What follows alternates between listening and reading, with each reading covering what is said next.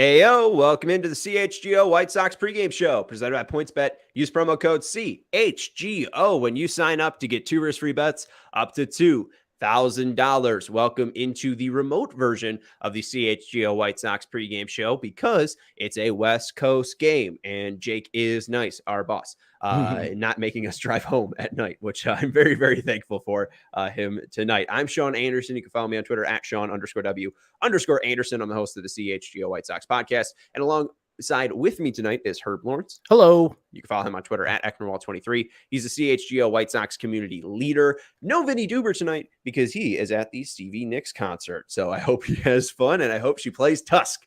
I hope she plays through that whole damn album, Herb. I know Courtney loves Fleetwood Mac, is a huge Tusk fan. I know I've turned you on to that album recently. I know it's become White Sox Twitter's favorite album. Everyone can't stop talking about Tusk, and that's why Vinny just needed to go to the Stevie Nicks concert because, what if she played something off Tusk? What if she played Sarah? I don't know. I listened to that first time and I was like, I'm good. 4 songs in, I was like, I'm good. This is terrible. Right. Oh, come on. It's not terrible. You got to give it a chance. It was meant to be terrible on purpose. They gave him a ton of money, and then they spent like half of it on cocaine, and then wrote the rest of it on a half album should have been better. Budget. No, the album should have been much better. You're listening wrong, Herb. Okay? Rick James had a lot of cocaine, and his albums were always on target. Tusk is better than anything Rick James has ever done. Stop it. Stop it. No, I will never. Stop it. First off, we already know you have bad taste from your cereal draft. I don't care if that poll says I lost and everyone on Twitter says I have the worst taste. It's just because you guys are all old. You can't handle that many sweets anymore, right? I still have the young palate of a child. Jim Margulis is calling us out, asking if only children work at CHGO. One of them. Here at CHGO White Sox as a child. It's me. And people can't handle my taste, Herb. It's fine. It's terrible. I mean, everybody said your choices were the worst. They applauded mine, Vinny's, and even my fiance Courtney said that Steven's had the best. I was like, trash. I mean, Steven got my Thank you, Courtney. Thank you. That was there. The Lucky Charms I left on the board. I wanted to go healthier there with some shredded mini wheats, but I think my 4 were always the greatest, and Vinny with his mascot draft of cereals were probably good. He had a nice balance of variety, like some peanut butter, some chocolate, and some other ones. Some I think what do you have? Tricks or Lucky Charms at the end? Or what do you have? No, he had Fruit Loops. Fruit Loops. I knew he had fruity. Yeah, so he had a peanut butter one, a chocolate one, and a fruity one. Here's Vinny's draft. I honestly think Vinny had a great draft because Steven was so hell-bent on getting the first pick so he can get Reese's Puff. But if we remember Vinny's draft, he got the Captain Crunch, Peanut Butter Crunch, which is just balls of peanut butter, and then Cocoa Puffs in the 3rd round. So if you just mix those 2 cereals, he would then have Reese's Puffs. So basically, Steven's number 1 pick is negated by just Vinny drafting the ingredients to Reese's Puffs and making your first pick garbage. His 2 picks equal one of my pick. If anything, I have a strategical advantage right there. I do like his strategy of making my cereal because it is the best, which he just admitted by doing that. But to me, here's the thing: admitting failure. You got to look at the lineup. Then you have Reese's Puffs and you have Cocoa Pebbles, which Cocoa Puffs is better than Cocoa Pebbles. So in my opinion, Vinny swept at least you in that draft. So I think it really just comes down to Herb, Vinny, and I. You were the overwhelming worst draft, Sean. We saw the poll. Hey, I disagree with Twitter. And as I've always said, chocolate by itself, peanut butter by itself, god awful. You put them together, it's one of the best things of all time. Yeah, and hey, I didn't expect the first 4 minutes to be about cereal because there's a lot of things going on with the White Sox. So let's move on real quick. Instead of saying Mercy like Hawk, I want to say Percy because he said Tusk is the best Fleetwood Mac album. It's just a fact. So thank you, Percy, for being my guy in the comments. All right, let's look at the lineups real quick because we got stuff to talk about. The White Sox lineup looks like this tonight. They are out in Oakland. The White Sox are 1 game above 500, and they are 2 games back in the AL Central. They're at 69 and 69-68. They're taking on the Oakland Athletics, who have already been eliminated. Them and the Washington Nationals are the only two teams that have been eliminated from playoff contention already. They're 38 games back in the AL West, and they are 50-87.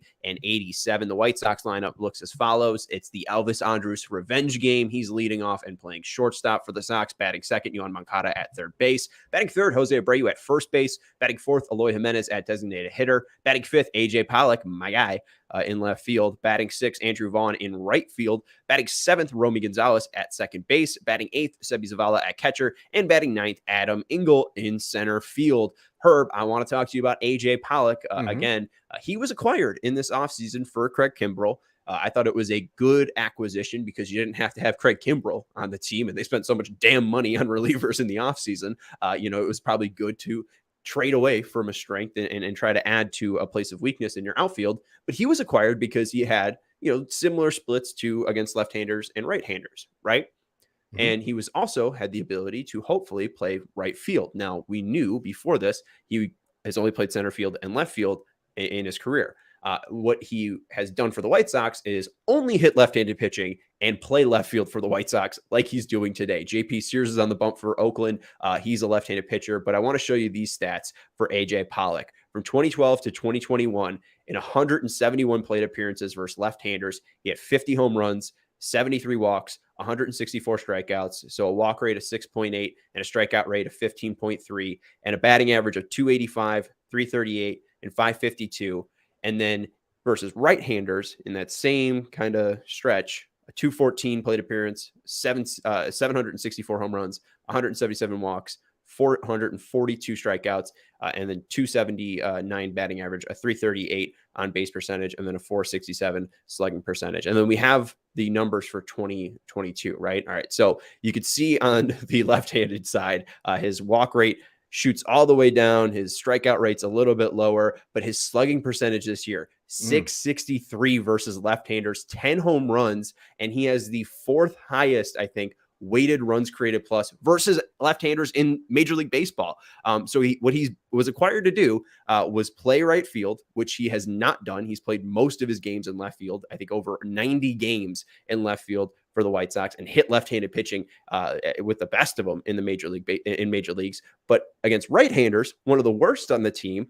His walk rate around career average, his strikeout rating very well above average, but only slugging 297 versus right-handers. On base percentage at 281, one home run in 300 plate appearances. So it's a very, very odd season for AJ. He's never been this bad against right-handers.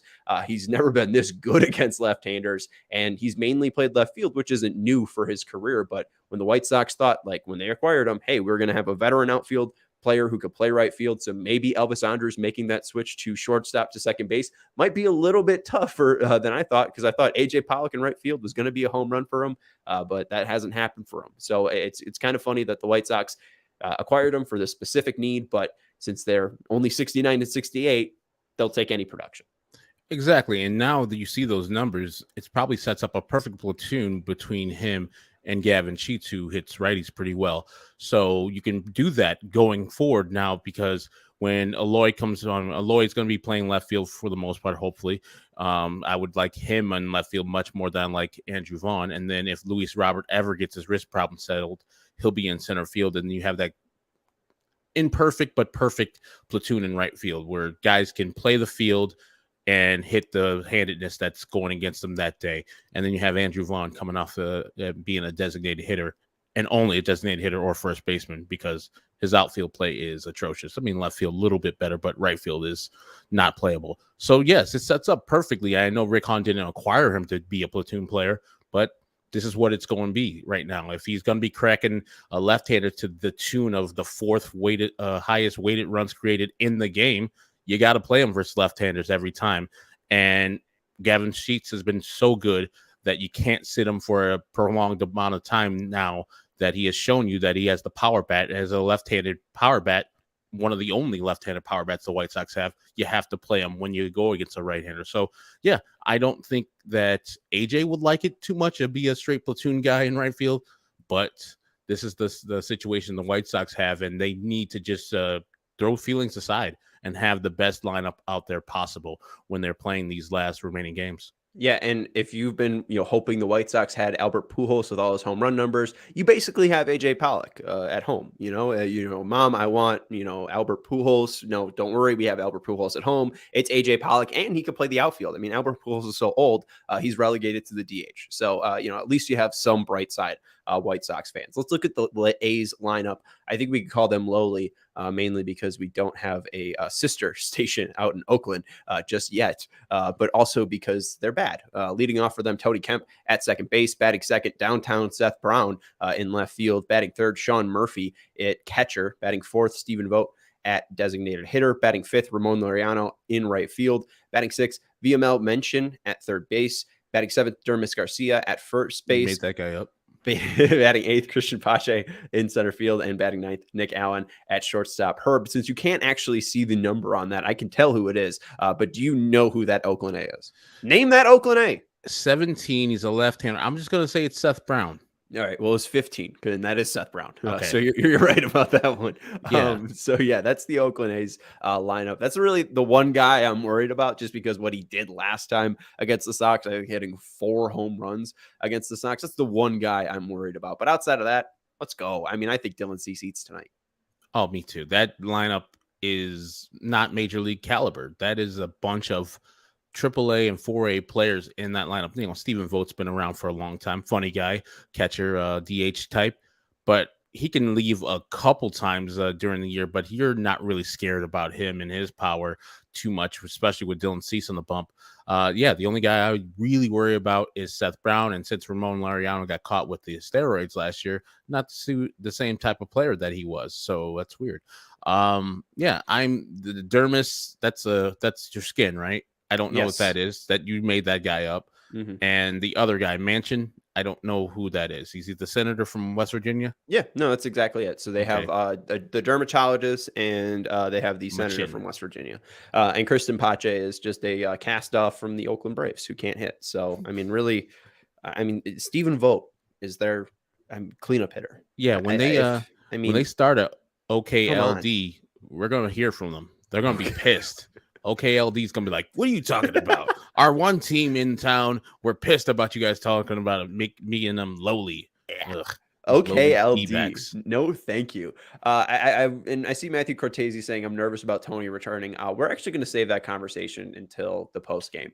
Because I'm not sure how prescient it is. I'm not shocked that the report recently from John Heyman that Tony might be back as soon as next week also reports that Dave Stewart, he's going to be at the Dave Stewart jersey retirement number or retirement ceremony on Sunday. They're going to retire Dave Stewart's 34 in Oakland on Sunday. And it's not shocking that he would be there, because when he had maybe, I don't know if he had something, but the day against Kansas City on Tuesday, where he was taken out of managing the White Sox, an hour before the game, special guest at the ballpark that day was Dave Stewart. So he was visiting with Dave Stewart that day.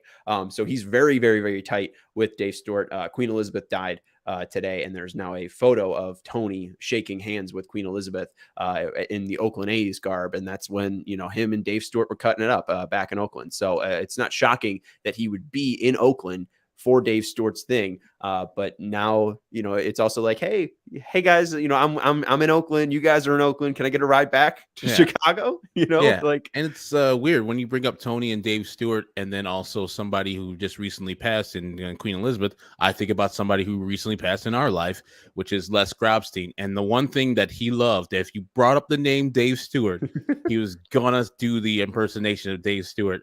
You better get your ass out of here.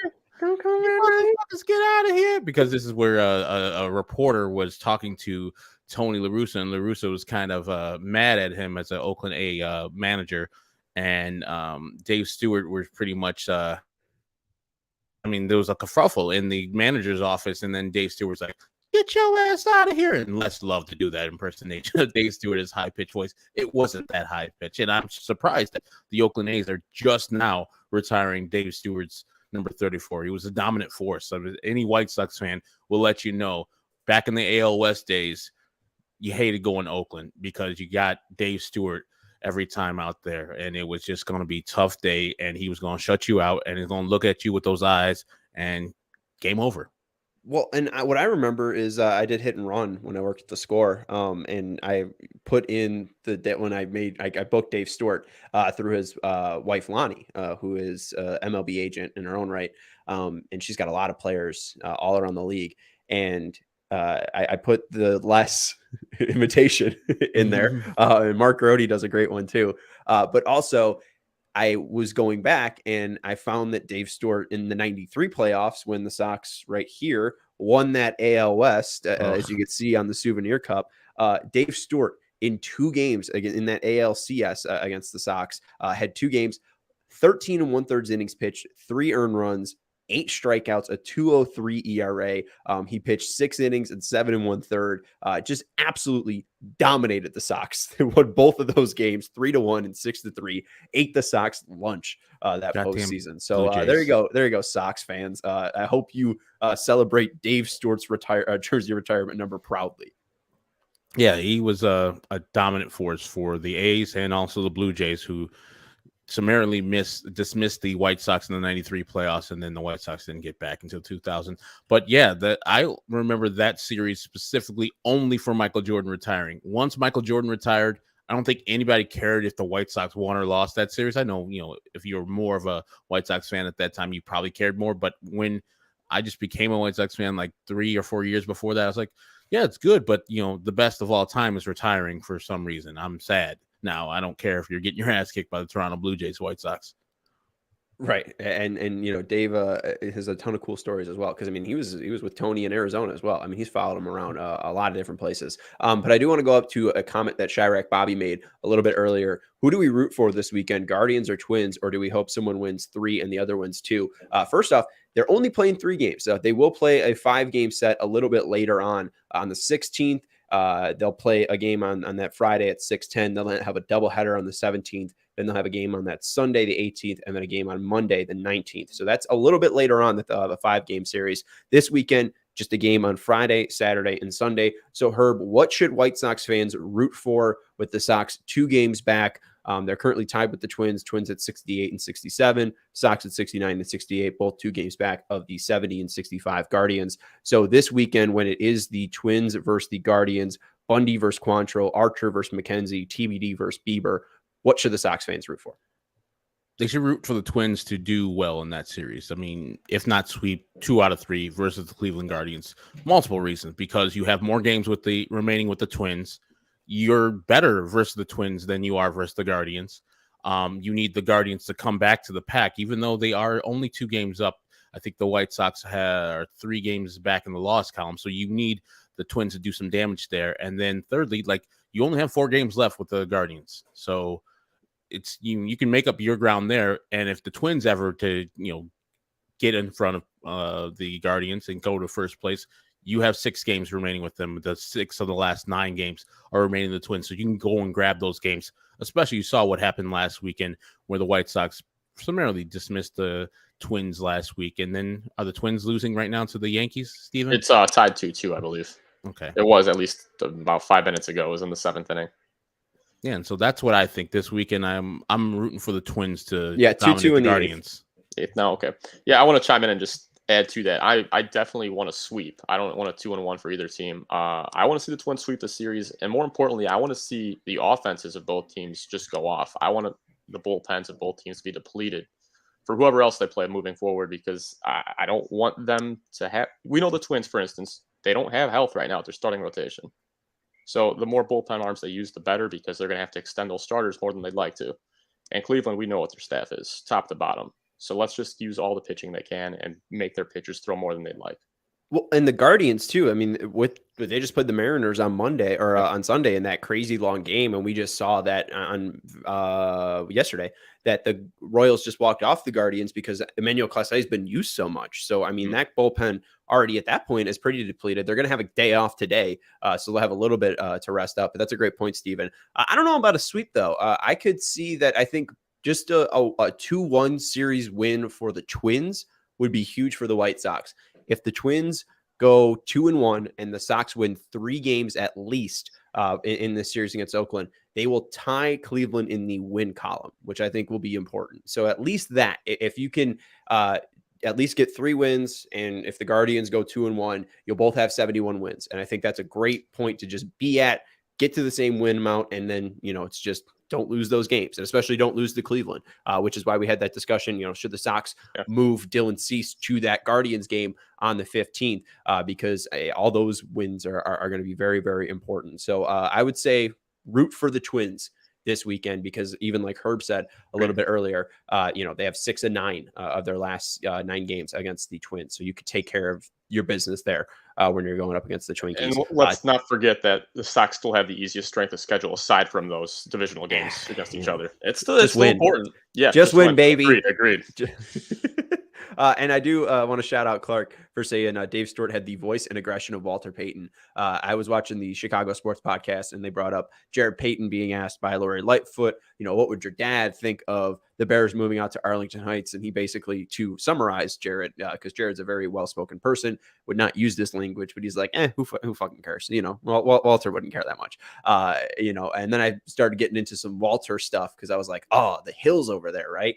Because Jared ended up talking about the hill, and now it's a golf course. But I ended up watching some Walter interviews, so I thought that was funny, because I have Jared, Walter's voice in my head right now. Yeah, Jared went to St. Viator. I think that's in Arlington Heights or close to the area. So yeah, I mean, he said he grew up there for. I think he was born and raised there at least to start his life, and I think he moved out to. I think he lives in the St. Charles area now. Yeah, but I think is Viator there? I think St. Viator's in Arlington Heights area. Yeah, Arlington Heights. Yeah, so yeah, you're right. He started his career. Why am I questioning Herb? I remember he started his career at high school as a great soccer player. I think an all-state soccer player. Yeah. And then changed to a football player like in the middle of his sophomore or junior year. And he was a diesel-ass running back. He killed, or a quarterback, I think, at Viator, and then went down to Miami. It was a good running back and got a cup of coffee in the NFL too. Yeah, and obviously his dad's a legend in his own damn right in this city. Mm-hmm. So shout out to Jared and Walter Payton. All right, let's talk now. Steven, should we do the pitching matchups now? Yeah, let's do that. About that's what we discussed. Let's look at the pitching matchups here. I thought there was one more graphic I had, because you said we had so many graphics tonight, but no, it's time to talk about Cy Cease. Cy Cease this year in 2022, 156 innings pitched, 2.13 ERA, 104 hits allowed, 197 strikeouts, 64 walks, which leads the major leagues, but an 187 ERA plus. Major league average is 100. He'll be going up against JP Sears, a left-hander, in 27 1/3 innings pitched this year. Sears has a 2.63 ERA, 27 hits allowed, 16 strikeouts, 9 walks, and an ERA plus of 1.43. He is a soft tosser. He's got a funky delivery, a funky arm angle, not too high of stuff. He'll throw a four-seam fastball, a slider, and a changeup. But mainly it's all just going to tunnel off of each other. You're basically going to see one ball come out, and then at the last second, you're going to have to decide whether to swing at it, how fast it's going, what's its spin. It's going to be a difficult guy to, I think, figure out early on, but I think the Sox can jump on him because he is a left-hander with, diminished velocity. If the White Sox that are so right-handed heavy, I think they should really be able to handle his fastball at least one time through the order. Sears really has started the games mainly since he's made the jump from, I think, New York to Oakland. So they've been mainly using him as a starter. Yeah, and in his starts, he has not really gotten hit hard by anybody. He's not given up a lot of earned runs this year. There's only 27 innings pitched this year. But the White Sox famously have been good the last couple years, not so much this year, versus left-handers. And we quoted the stats earlier of AJ Pollock doing so well versus left-handers. They haven't seen this guy. This guy's relatively new, but I hope they treat him like Woolworths tonight, or maybe some Zaire Venture. My people get me. You two just doing the Serengeti thing? No, Sears. Yeah, Sears, Ventures, Zayers. Yeah, I'm just naming old decrepit, done now department stores. I've never been into a Rainbow. I've seen a couple of Rainbows still kicking around, but like still kicking it, yeah. They really seem like they're really. No, don't go into a Rainbow. You're good. Yeah, I mean, I'm good. I'm going to a Rainbow. Goldblatts. Shout out fanboy says Goldblatts. And Matthew Cortese said he went to the game Seattle beat us in and made a sign for Cueto to throw a no hitter. I guess it didn't work. He didn't see that sign, Matthew. Should have made it a little bit bigger. And see, my guy Josh Fiore is taking Matthew Cortese's thing, 5-0 Cease no-hitter. This would be the game that he would throw a no-hitter. I mean, we came so close in his last start, so he's got the rhythm going for himself. And now this ballpark is a perfect pitcher's ballpark, and the lineup we just saw earlier is perfectly tuned to a team that should be, get a no-hitter pitch against them. So Dylan Cease is primed and ready for a great game today versus these Oakland Athletics. I'm not going Matthew Cortese way. I'm not going Josh Fiore way. I said it with Luis Castillo. He is not going to throw. I think he is not going to throw a no-hitter today. I will guarantee that. And if he does, I'll come on here and say, I don't know, I was wrong, but he will not throw one. He will not throw one. You're going to be like, oh my God, as a 21st hitter, no hitter in White Sox history. It's historic. Steven, do we have this graphic? Cease in his last 2 games, 17 1/3 innings pitched. Dylan Cease in his last 2 games, 3 hits allowed, 2 earned runs. Those were home runs, but that was in a very, very windy, guaranteed rate field that the White Sox couldn't take advantage of.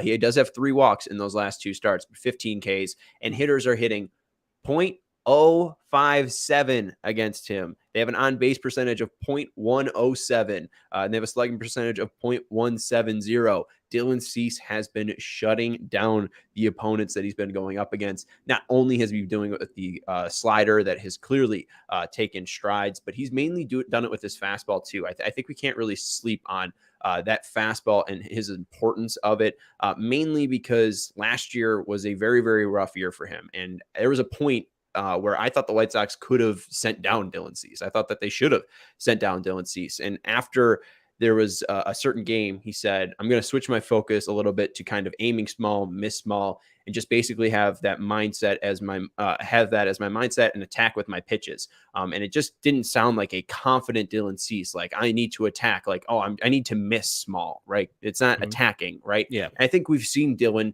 now start to attack, and he has turned up his ability to get the fastball in the zone. He's been able to get his fastball in the zone about 47% of the time. Last year, he struggled to do that, and he struggled to get first pitch strikes. He had the most fastballs taken last year at a certain point on 0-0 counts, 37 pitches, and only 7 were actual strikes. So when guys were going up there in 37 pitches, only 10% of them he could just throw in the zone.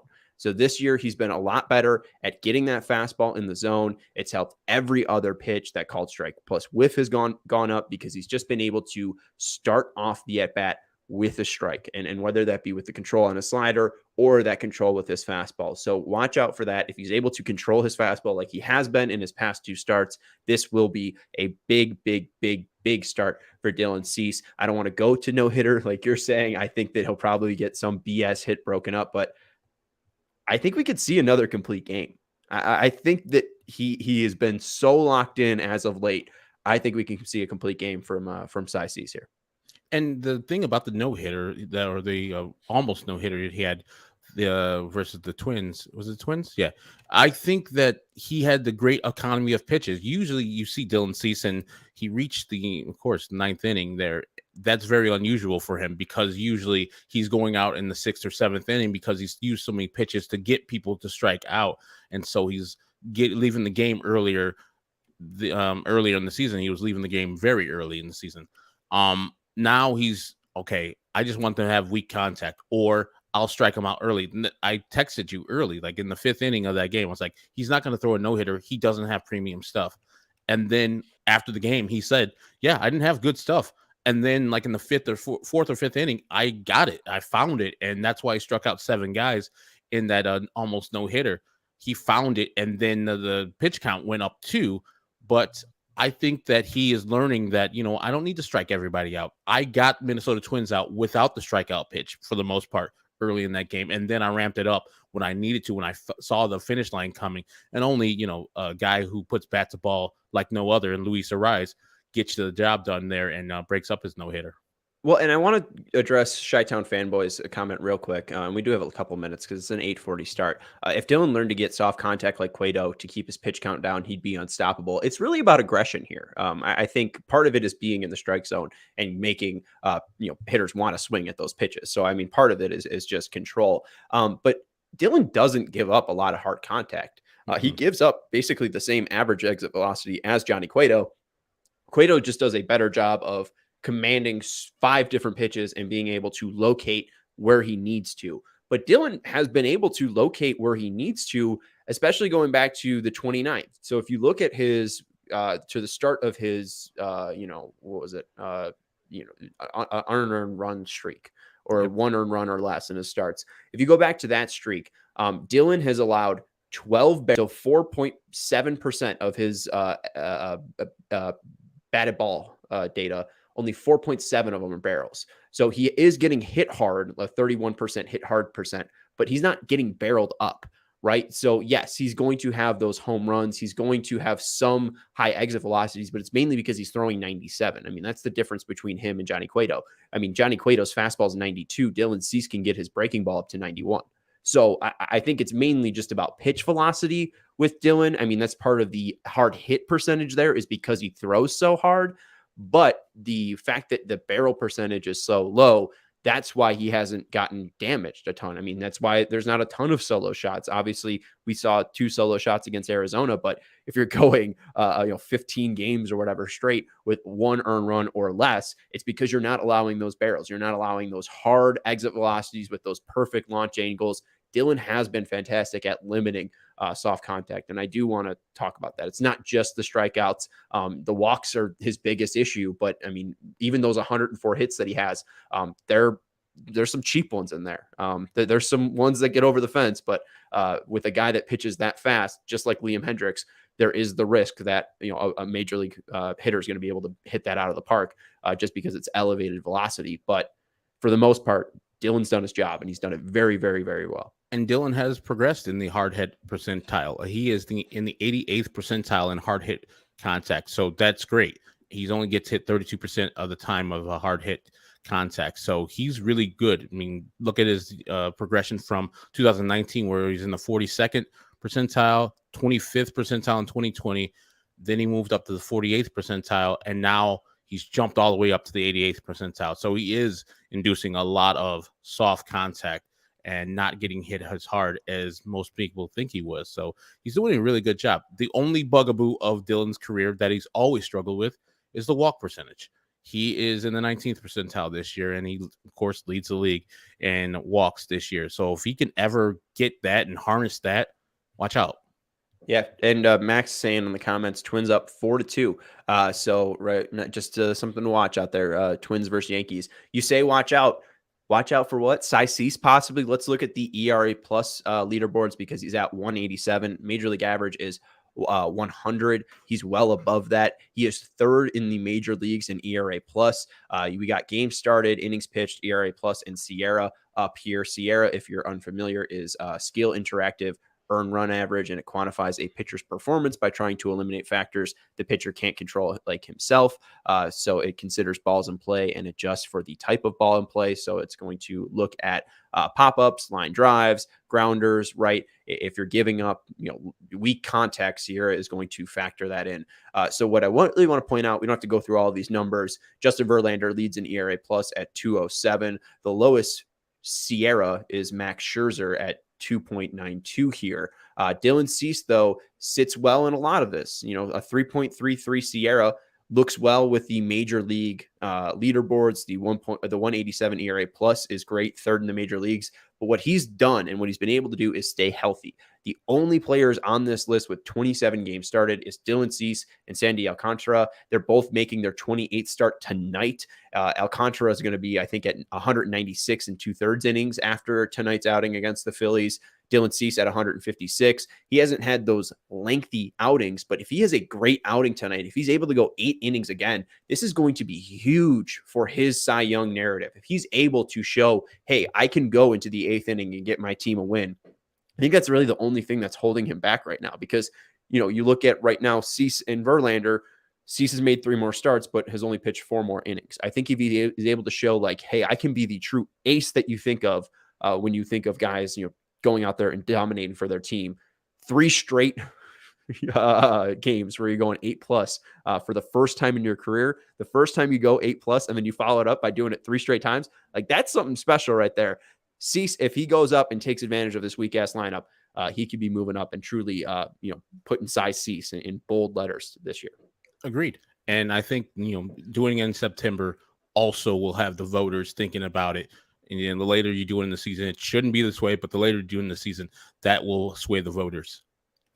Absolutely. And we'll see if, he's able to sway them enough to bring the trophy home, the first Cy Young in franchise for the franchise since 1993 for Blackjack McDowell. What's up, Steven? One thing I wanted to point out, which I thought was interesting, Yasmani Grandal not in the lineup today. He wasn't in the lineup yesterday either. And I think I was looking at the numbers, and I realized why. Sebi Zavala, when he's catching Dylan Cease has a 1.54 ERA. Look at Yasmani Grandal in 39 and 2/3 innings, has a 4.54 ERA. So clearly, Dylan must be favoring Sebi Zavala here as his catcher. Yes. How many games started? What's the difference on that? I mean, probably 8 games for Yasmani and 13 for Sebi. Believe it or not, the best pitcher that Dylan Cease has worked with was Reese McGuire. He had a .79 ERA. Okay. Yeah. I mean, that's interesting. I'm not sure if there's a huge correlation, but I also know Dylan Cease's record's 13-8. So it's funny that Sebi's caught 8 or Yasmani's caught 8 and Sebi's caught 13. All right. Got to tell you about PointsBet. If you're thinking about betting on Cy Cease, this is a fantastic site to do it on. PointsBet is counting down the days until football season starts with a new offer every day. So I'm going to start with the new ad read. The football season, this football season, PointsBet is bringing you a better way to bet live on games, which means before this ad is over, you can place a live same game parlay, bet on the next drive to be a touchdown, and cash out on your live second half over bet. With PointsBet, you have access to more live football markets than ever before. I did see White Sox Tom say up there's a football game going on. So if this White Sox game gets boring, I can just go to that. So you can go over there and bet on it. With PointsBet, build the perfect live same game parlay by combining your favorite bets anytime during the game, including spreads, totals, player props, and more. Choose the outcome of the next drive and next points with PointsBet's lightning bets. So whether you are on the move or on the couch, do it live on PointsBet. I put together a same game parlay on PointsBet earlier. One of the legs already cashed. Cooper Kupp has 7 receptions for 57 yards and 1 touchdown. I have him in a same game parlay for any time touchdown scorer along with over 52 and the Rams point spread at plus 7.5. So let's keep it fingers crossed that the game stays close and the game stays active in scoring runs. So if you want scoring runs, I'm so used to baseball. Scoring points. So download the PointsBet app today and sign up with code CHGO to get your first 2 risk-free bets up to $2,000. And if you or somebody who has a gambling problem and wants help, call 1-800-GAMBLER for crisis counseling and referral services. Herb, it's time to put our money where our mouth is in our click to pick segments. And like CHGO Sports says in the YouTube channel, hit that like button. Herb, I know you're going with a certain type of game tonight. Yeah, it's a revenge game for Elvis Andrus. Elvis got released by these Oakland A's, and he's looking to show them, hey, I appreciate you releasing me, but here's some paying more for you guys. I'm going to be hitting home runs all weekend long, starting today off your man, JP Sears. So take that, Oakland, your cheap asses. I'm glad I'm out of this possum-infested junk house, and the White Sox win.